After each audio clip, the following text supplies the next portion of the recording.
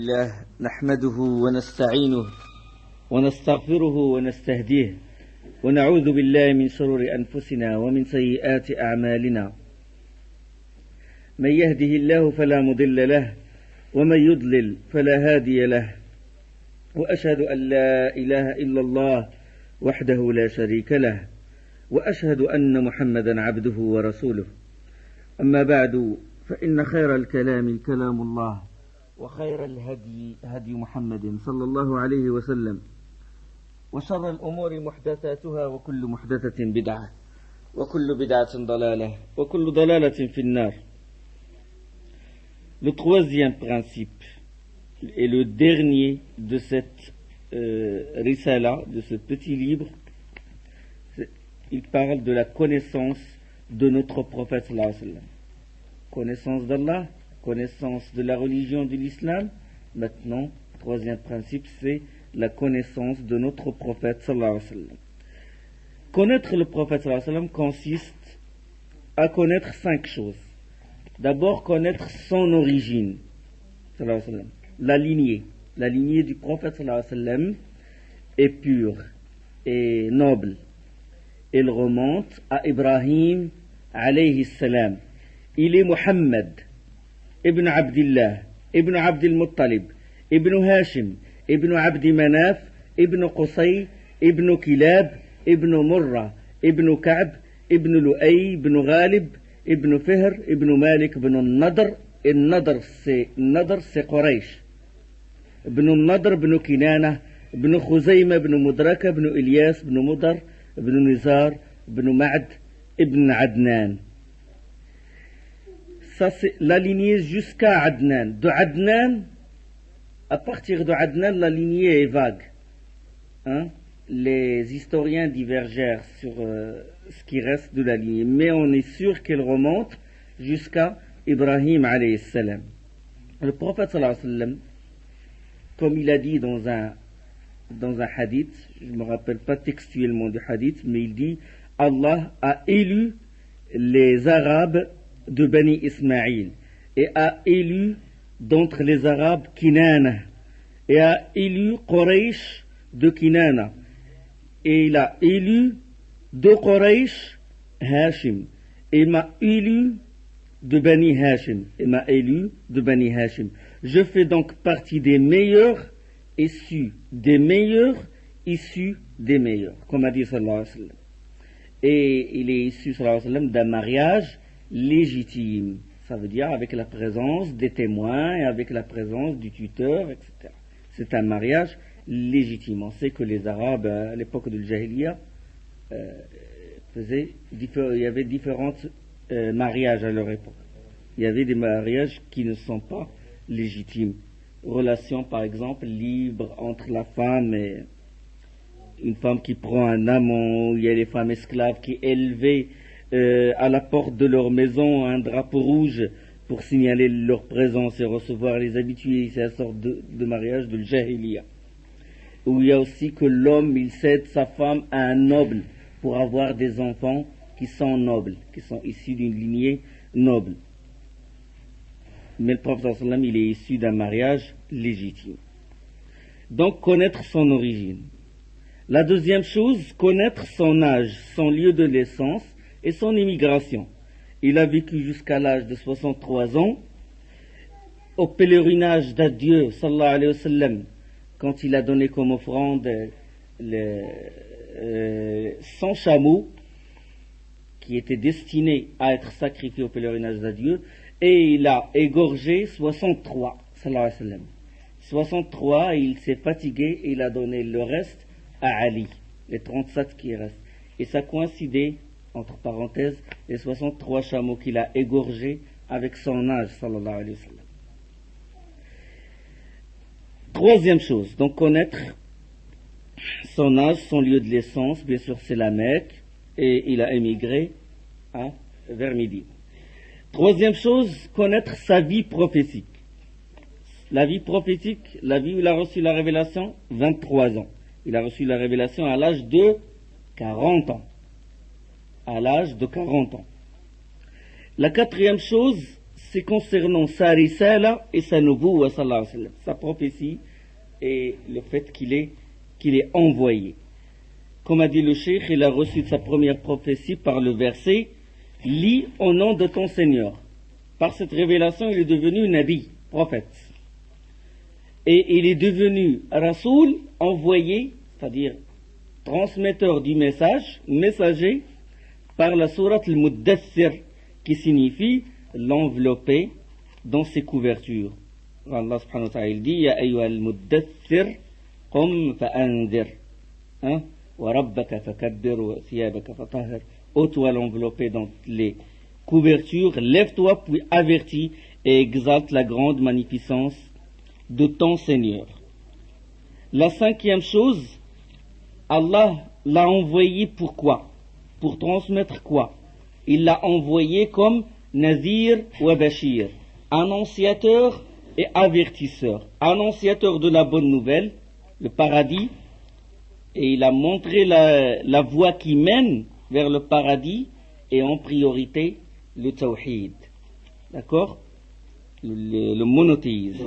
Et avertisseur, il a mis les gens en garde contre le châtiment de l'enfer et les a mis en garde contre le fait de suivre la voie qui mène vers l'enfer, à savoir en priorité le shirk, l'association, le péché qu'Allah ne pardonne pas. D'accord? Donc, il a dit, rahimahullah, il est Muhammad, fils de Abdillah, fils de Abdil Muttalib, fils de Hashim, lequel est de la tribu de Quraysh, faisant partie des Arabes, et ceux-ci sont les descendants d'Ismaïl, fils de Ibrahim al-Khalil, l'ami intime d'Allah, alayhi salam. Il a vécu jusqu'à l'âge de 63 ans, donc 40 ans avant la mission, et 23 ans en tant que prophète. Il a reçu sa première prophétie par le verset « Lis au nom de ton Seigneur » puis il fut chargé du message et devint rasoul et devint messager par la sourate al-Muddathir qui signifie l'envelopper dans ses couvertures. Sa ville natale est la Mecque. Sa ville natale est la Mecque, et il faut ajouter une phrase là. Et il a émigré vers Médine. Allah le chargea de la mission divine de prévenir l'humanité contre le polythéisme, contre le shirk, et de prêcher le monothéisme, le tawhid. L'évidence est dans les citations divines suivantes. Ô toi l'enveloppé dans les couvertures, lève-toi puis avertis et exalte la grande magnificence de ton Seigneur, et tes vêtements, tes vêtements purifie-les et abandonne définitivement la souillure, on va mettre la souillure à la place des impuretés, et n'offre pas de donation avec l'idée préconçue d'obtenir en retour plus qu'il ne faut, et patiente et endure pour la cause de ton Seigneur. Surat 74 et les versets de 1 à 7. Donc ça c'est la preuve comme quoi le prophète sallam a appelé les gens vers le tawhid et les a mis en garde contre le shirk.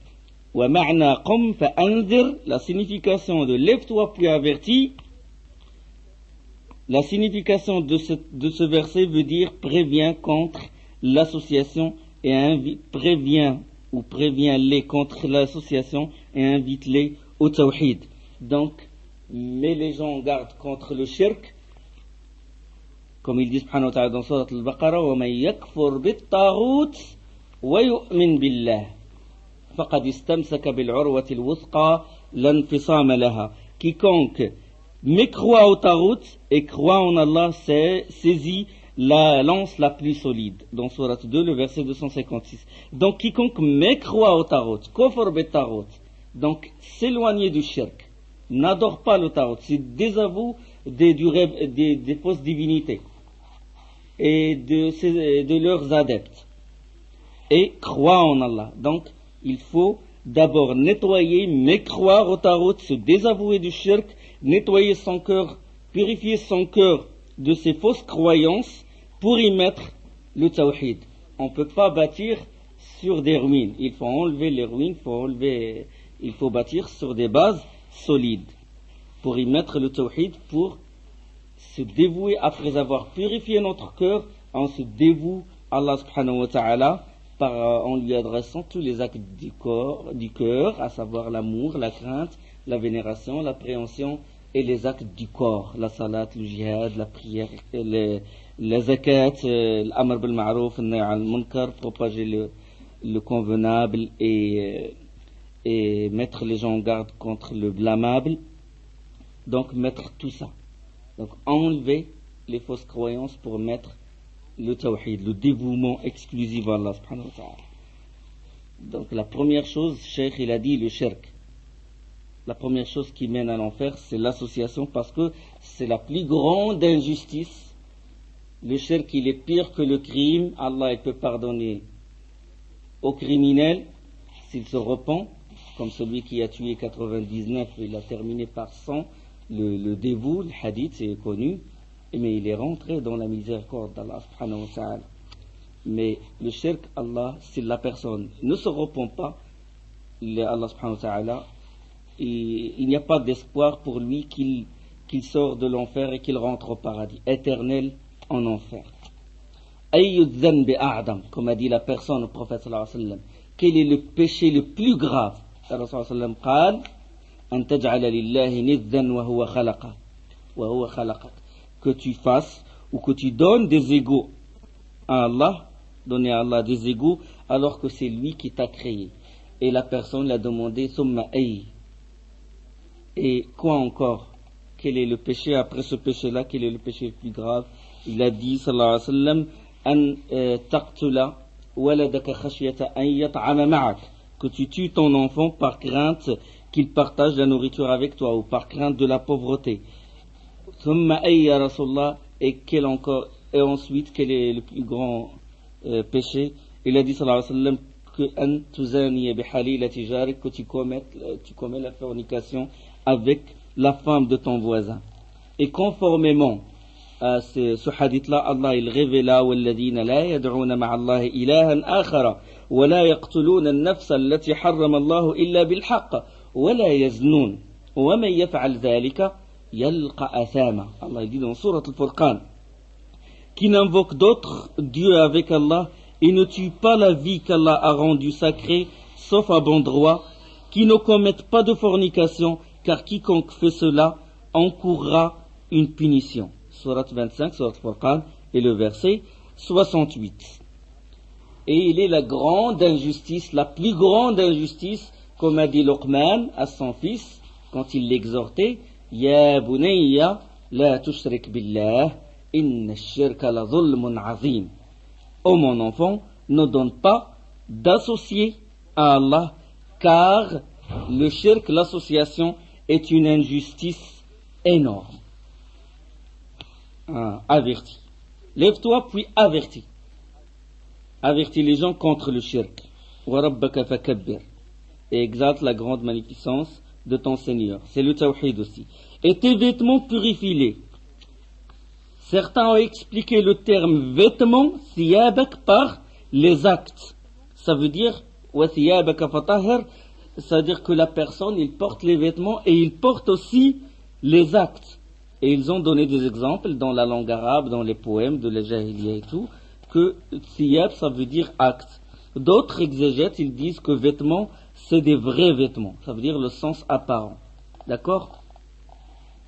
Et abandonne définitivement les souillures. Ou al-rijza fahjur. Al-rijz ou al-rijs avec Z, avec Zin ou avec S, rijs ou riks. Tout ça, c'est, en langue arabe, c'est les souillures, najasa, les souillures, les impuretés, les souillures, soit matérielles ou non matérielles. Tout ce qui répugne la fitra de la personne, tout ce qui répugne la raison et sa prime nature. Il y a les impuretés, les souillures matérielles, comme dans Surat Al-An'am, où Allah subhanahu wa ta'ala يقول قل لا أجد فيما أوحي إلي محرما على طاعم يطعمه إلا أن يكون ميتة أو دما مسفوحا أو لحم خنزير فإنه رجس أو فسقا أهل لغير الله به. Dit dans ce qui m'a été révélé, je ne trouve d'interdit à aucun mangeur d'en manger que la bête trouvée morte, ou le sang qu'on a fait couler, ou la chair de porc, car c'est un rijs, c'est un rijs, car c'est une souillure, donc matérielle. Le sang qu'on a fait couler, la bête morte, la chair de porc, ça c'est najasa, c'est souillure matérielle. Ou ce que par perversité a été sacrifié à autre qu'Allah, dans la sourate 6, sourate Al-An'am, le verset 145. Les souillures non matérielles. Les souillures non matérielles, quand Allah subhanahu wa ta'ala yaqul, فَاجْتَنِبُوا الرِّجْسَ مِنَ الْأَوْثَانِ وَاجْتَنِبُوا قَوْلَ الزُّورِ. Abstenez-vous de la souillure des idoles et abstenez-vous des paroles mensongères. Dans sourate Al-Hajj, sourate 22 et le verset 30. Donc, souillure des idoles, c'est une souillure, si vous voulez, qui n'est pas matérielle. Mais c'est une souillure. C'est un rijs. Et on dit aussi que rijs veut dire le châtiment. فَبَدَّلَ الَّذِينَ ظَلَمُوا قَوْلًا غَيْرَ الَّذِي قِيلَ لَهُمْ فَأَنزَلْنَا عَلَيْهِمْ رِجْسًا مِنَ السَّمَاءِ بِمَا كَانُوا يَفْسُقُونَ. Mais à ces paroles, les pervers, dans Surat Al-Baqarah, où Allah subhanahu wa ta'ala dit, mais à ces paroles, les pervers parlant des fils d'Israël, en substituèrent d'autres, et pour les punir de leur fourberie, nous leur envoyâmes du ciel un rijs, un châtiment avilissant. Donc rijs, dans ce verset, veut dire châtiment. D'accord? قال قد وقع عليكم من ربكم رجس وغضب. Dans Surat Al-A'raf, Hud, quand il s'est adressé à son peuple, il dit, vous voilà frappé de la part de votre Seigneur d'un supplice et d'une colère, supplice, rijs, donc un châtiment, ou supplice, ou souillure matérielle, comme le sang, la chair du porc, ou non matérielle, comme souillure des idoles. Il passa ainsi 10 années prêchant le monothéisme. أخذ على هذا 10 سنين يدعو إلى التوحيد. Il passa ainsi 10 années prêchant le monothéisme, et après cette décade, il fit sa célèbre ascension au ciel. يدعو إلى التوحيد. Il prêche le monothéisme. 10 ans de tawhid. Il y a 10 ans de tawhid. Disons, la salat n'a pas été ordonnée. Ni la salat, ni la zakat, ni le hajj, ni le jihad. Il y avait certaines lois, mais qui sont soulignées globalement. Qu'il faut donner l'aumône et tout. Mais c'était global. Comme Allah subhanahu wa ta'ala dit dans Surat Al-An'am, كُلُوا مِنْ ثَمَرِهِ إِذَا أَثْمَرَ وآتوا حقه يوم حصاده ولا تسرفوا إنه لا يحب المسرفين. Là, dans ce verset, Allah, il recommande aux musulmans de donner une part des récoltes, manger de leurs fruits quand ils en produisent, et acquittez-en les droits le jour de la récolte et ne gaspillez point car il n'aime pas les gaspilleurs. Donc il y avait comme par exemple le Mutaffifin, qui est une sourate les fraudeurs, qui est une sourate mécoise. Il parle de la fraude. Les fraudeurs, parlons des fraudeurs. Interdiction par exemple d'enterrer les filles vivantes. C'est évoqué dans des versets qui ont été révélés à la Mecque. Il y avait certaines lois, mais c'était souligné globalement. Interdiction de certains aliments, comme le verset qu'on a évoqué, le sang, la bête morte, etc. Mais les détails de ces lois ont été révélés à Médine. Mais les 10 années, c'est le tawhid qui prime sur toute autre chose. 10 années. Donc, c'est ça pour vous montrer l'importance du tawhid.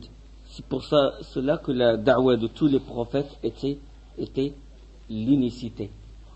Était le tawhid. وَمَا أَرْسَلْنَا مِنْ قَبْلِكَ مِنْ رَسُولٍ إِلَّا نُوحِي إِلَيْهِ أَنَّهُ لَا إِلَهَ إِلَّا أَنَا فَاعْبُدُونَ.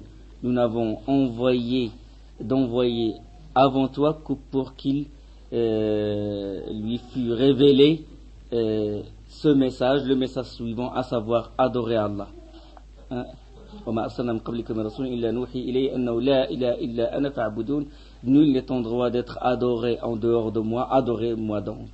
Donc c'est ça le message à tous les prophètes, et c'est ça le point commun entre tous les prophètes. Inna ma'ashar al-anbiya, comme dans le hadith de Bukhari, nous, communauté des prophètes, nous sommes des frères.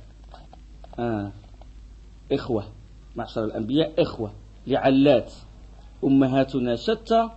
Wa abuna wahid. Nous avons un seul père, mais nous avons différentes mères. Un seul père, l'unicité. Différentes mères, les législations. Parce que chaque prophète ou chaque envoyé il vient avec une législation nouvelle qui abroge l'ancienne législation. D'accord? ليكن أول ما تدعوهم إليه شهادة أن لا إله إلا الله.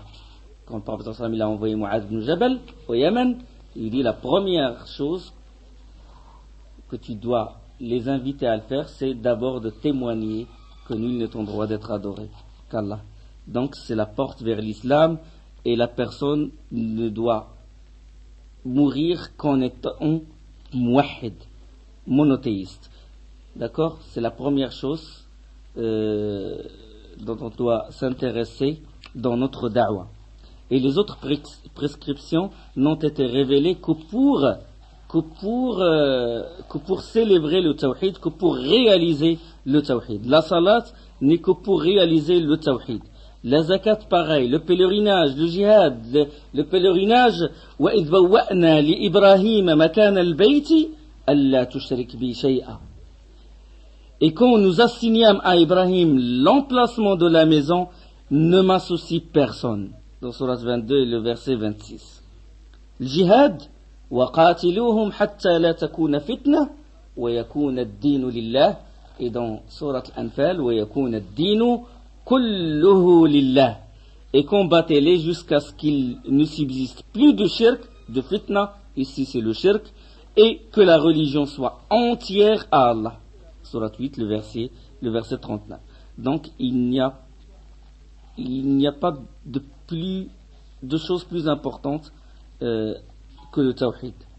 Et il n'y a pas de plus important que le tawhid que les autres piliers aussi. Après le tawhid, les autres piliers, et c'est la salat en priorité, la prière. Après, c'est les zakat et les autres piliers de l'islam. Donc, ces adorations n'ont été recommandées qu'après la salat, malgré son importance, la zakat, le pèlerinage, le jihad, malgré leur importance, ils n'ont été révélés qu'après 10 ans. 10 ans. Qu'après 10 années de révélation. D'accord? Après l'immigration vers l'Abyssinie, après la mise au ban des musulmans, quand les Quraysh ont écarté le prophète sallallahu alayhi wa sallam et ses compagnons et les Bani Hashim, et que Abu Talib il s'est éloigné de la Mecque et il s'est réservé à un endroit à l'extérieur de la Mecque qu'on appelle Sha'b, le vallon, ce qu'on appelle le vallon de Abu Talib. On a parlé de ça dans la sira du prophète sallallahu alayhi wa sallam. Et après la mise à l'épreuve dans le Taïf, quand les gens ont jeté des pierres au prophète sallallahu alayhi wa sallam, et après la mort de beaucoup de compagnons, entre-temps, ils n'ont ni prié, ni donné de zakat, ni fait le jihad, et ils sont morts muwahhidin. L'importance de tawhid, de l'unicité. Et ça leur a suffi, l'unicité, ça leur a suffi pour rentrer au paradis et même gagner les plus hauts degrés du paradis. Donc le tawhid est le début de tout ordre, de toute affaire. C'est pour cela qu'il doit primer sur toute chose dans l'éducation des gens, des enfants, dans la propagation, toute la da'wah qui ne commence pas par ce qu'ont commencé les prophètes est vouée à l'échec. Bien sûr, il faut donner de l'importance aussi aux autres. Le prédicateur, la prédication, la da'wah doit couvrir tous les aspects, les bonnes valeurs, le bon comportement, husn al-khuluq, parce que le bon comportement rentre dans le tawhid, rentre dans l'iman, wal-haya'u shu'batun min al-iman. Et la pudeur est une branche de l'iman, il rentre dans l'iman. Donc celui qui a un mauvais comportement, son tawhid est très bas. Le tawhid ne se réduit pas à une théorie. Ne se réduit pas à une théorie, à une connaissance. Masha'Allah, je connais les noms et les attributs, je sais que nul n'est en droit d'être adoré et tout, mais le comportement, zéro. Alors là, si le comportement, la personne n'a pas de bon comportement de husn al-khuluq, son tawhid il est bas parce que le comportement il rentre dans son tawhid. La pudeur qu'il adresse à Allah subhanahu wa ta'ala, la pudeur envers les gens, le bon comportement rentre.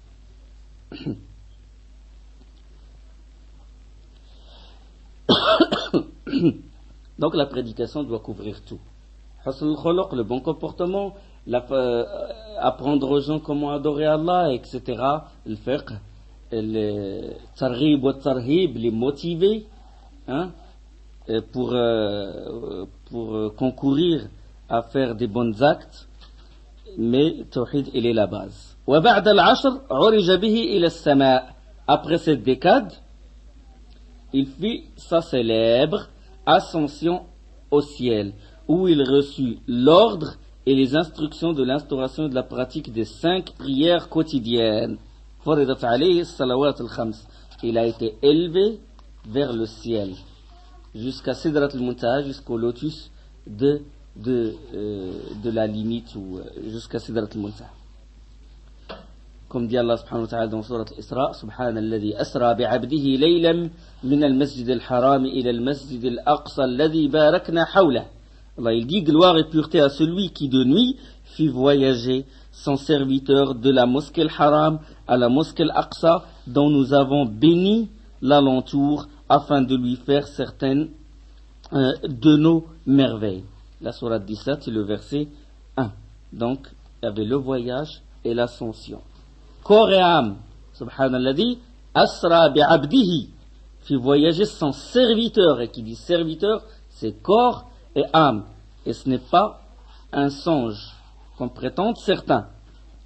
Et l'Isra, ça veut dire le voyage nocturne, a eu lieu une seule fois. Jibril est venu voir le prophète sallallahu alayhi wa sallam, et l'a fait monter sur ce qu'on appelle le buraq, sur le buraq.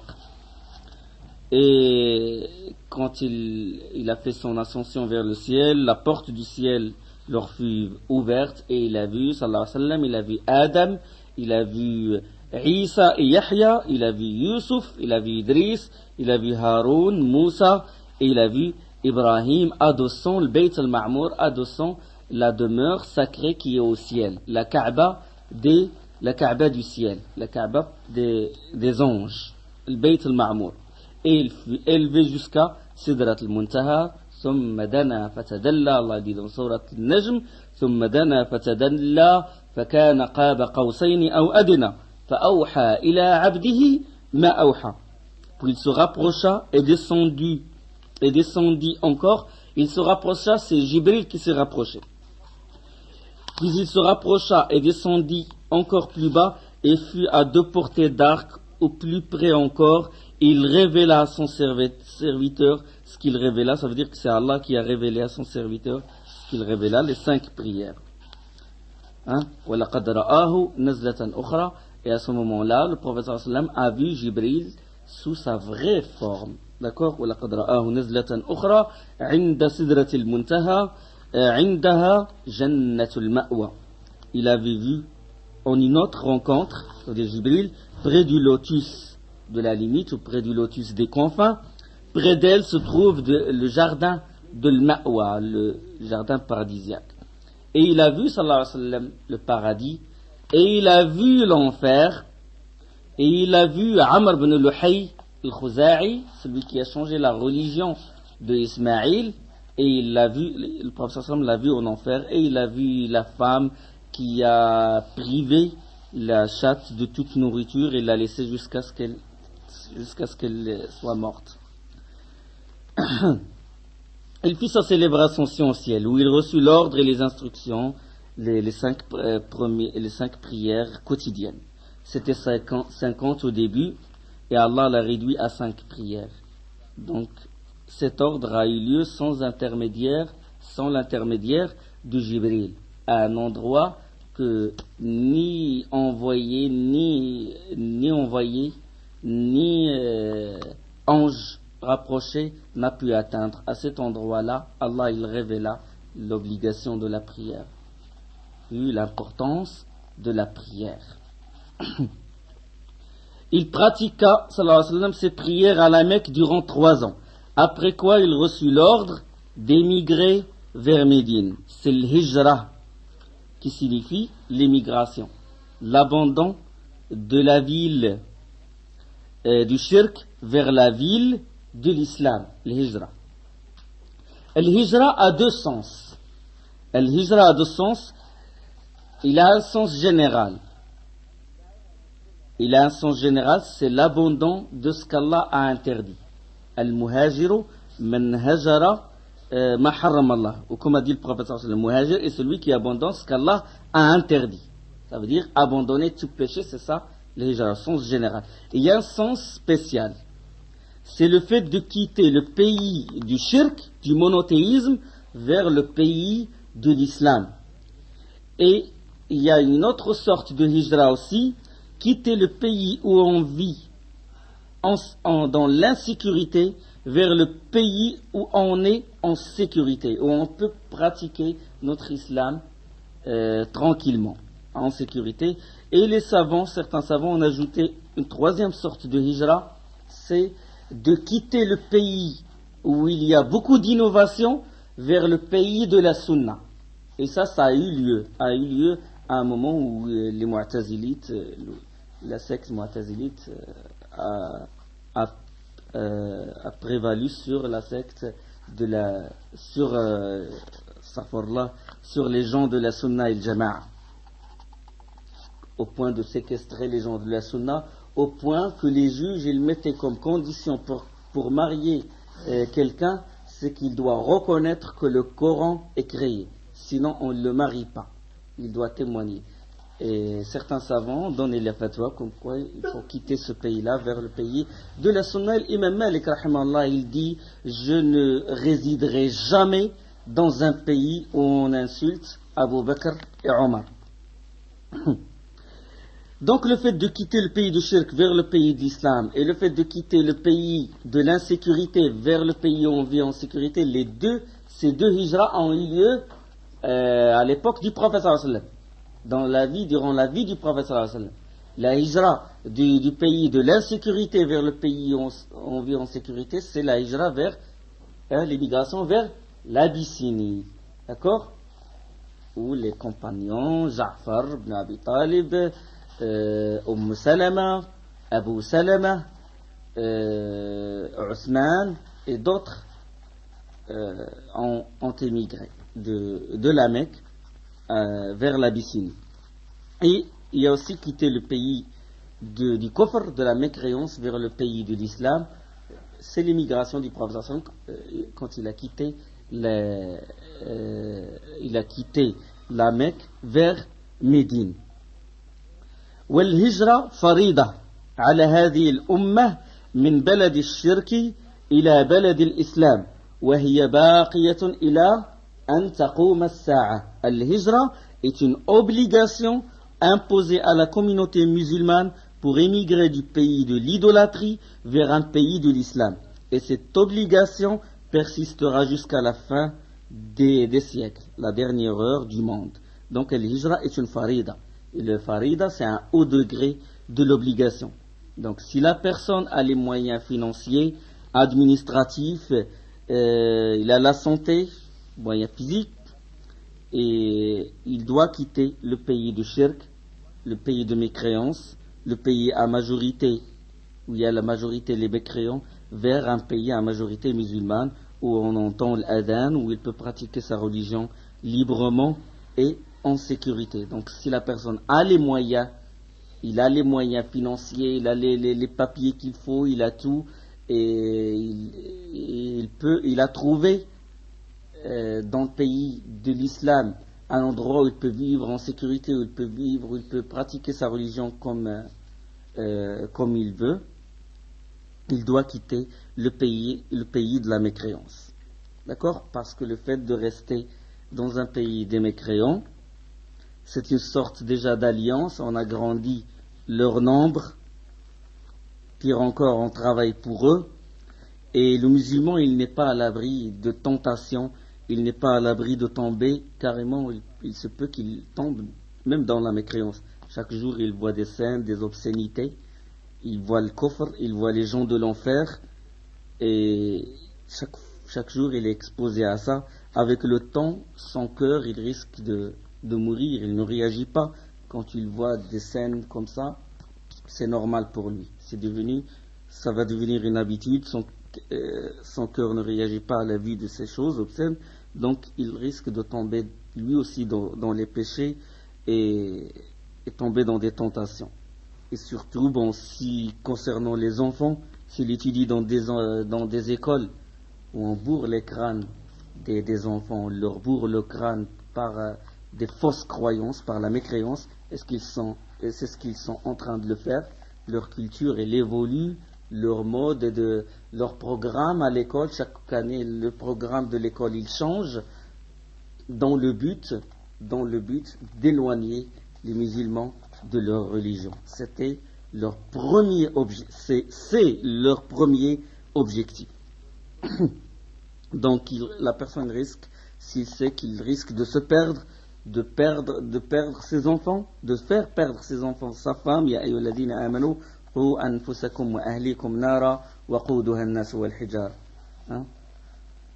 Protégez-vous et protégez qu anfusakum wa ahlikum et vos familles, protégez-les de l'enfer. Donc si la personne il voit qu'il est en danger ici, il quitte ce pays.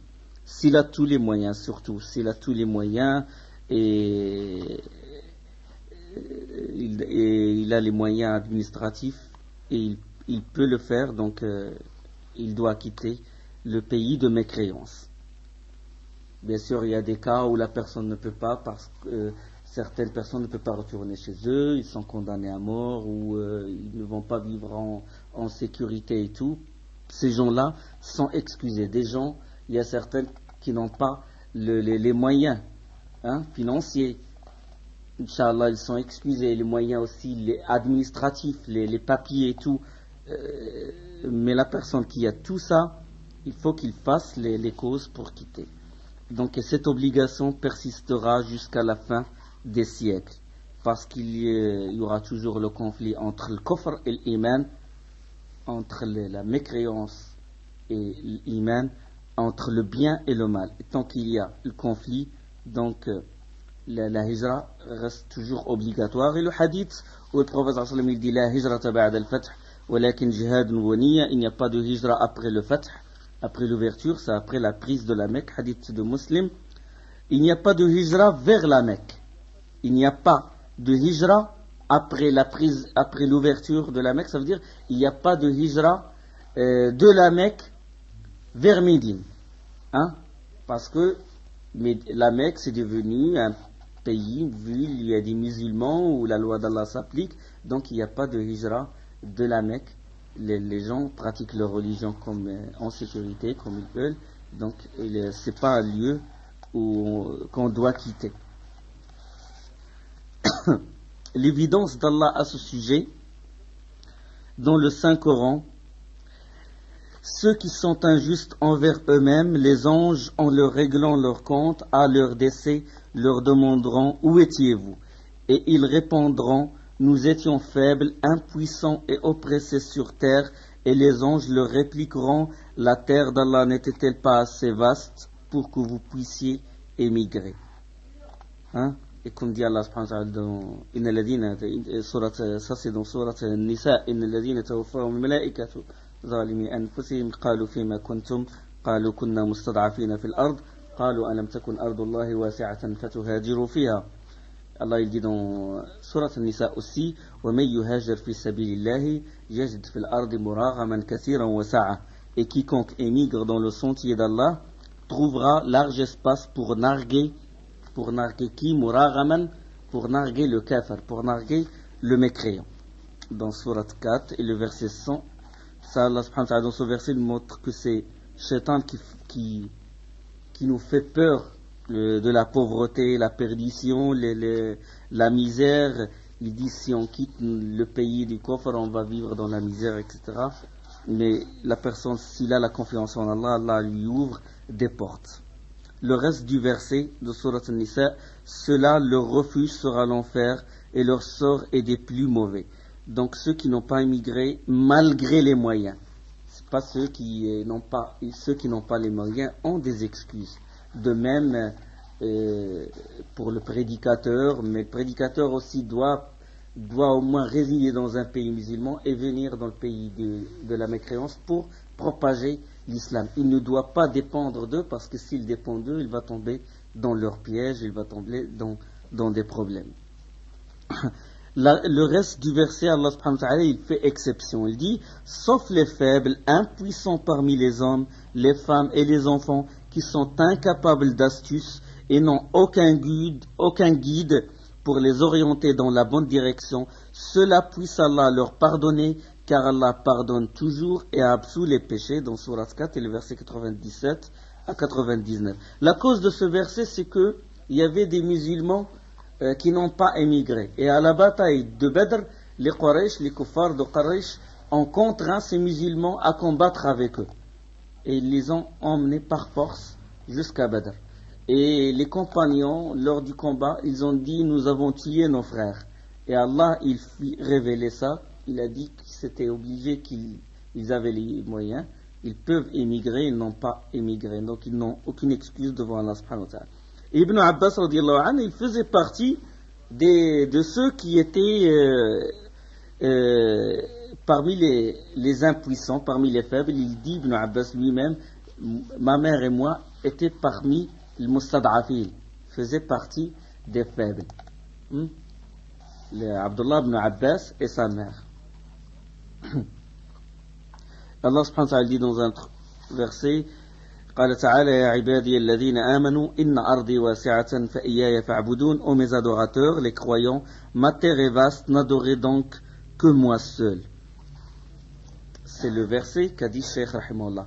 Et il dit, le savant théologien Al-Baghawi rahimahullah a dit, la raison de la révélation de ce verset, sabab nuzul hadhihi al-aya, la raison de la révélation de ce verset était pour inciter les musulmans qui ne quittèrent pas la Mecque à immigrer. Et Allah alors les appela au nom de la foi à émigrer. Ça veut dire que c'est des musulmans. Ils gardaient l'iman. La personne, s'il ne fait pas le hijra, même s'il ne la fait pas avec les moyens, même s'il a les moyens, et il ne la fait pas, il n'émigre pas du pays des mécréants vers le pays de l'islam, il reste quand même musulman, il reste quand même dans l'iman. D'accord? L'abandon de l'hijra n'est pas de la mécréance, mais c'est une porte vers la mécréance, parce qu'il risque de tomber dans les tentations, il risque d'être influencé par ces mécréants-là, surtout s'il manque de connaissances, et il manque de iman. Donc, ici, le Cheikh Rahmallah, il n'a pas évoqué textuellement la parole de Al-Baghawi, il a dit juste le sens de ce qu'a dit l'imam Baghawi. À savoir, quand il a dit, la raison de la révélation de ce verset du Coran était pour inciter les musulmans qui ne quittèrent pas la Mecque à émigrer. Allah alors les appela au nom de l'iman. D'accord? Au nom de l'iman. Donc ça, c'est une preuve que celui qui n'émigre pas, même si c'est volontaire, que ce n'est pas un mécréant. D'accord? Parce que dans Surat Al-Fath, ولولا رجال مؤمنون ونساء مؤمنات لم تعلموهم أن تطؤوهم فتصيبكم منهم معرة بغير علم ليدخل الله في رحمته من يشاء. Allah il dit dans Surat Al-Fath, s'il n'y avait pas eu des hommes croyants et des femmes croyantes parmi les Mécois que vous ne connaissez pas et que vous auriez pu piétiner sans le savoir, vous rendant ainsi capable d'une action répréhensible, tout cela est fait pour qu'Allah fasse entrer qui il veut dans sa miséricorde.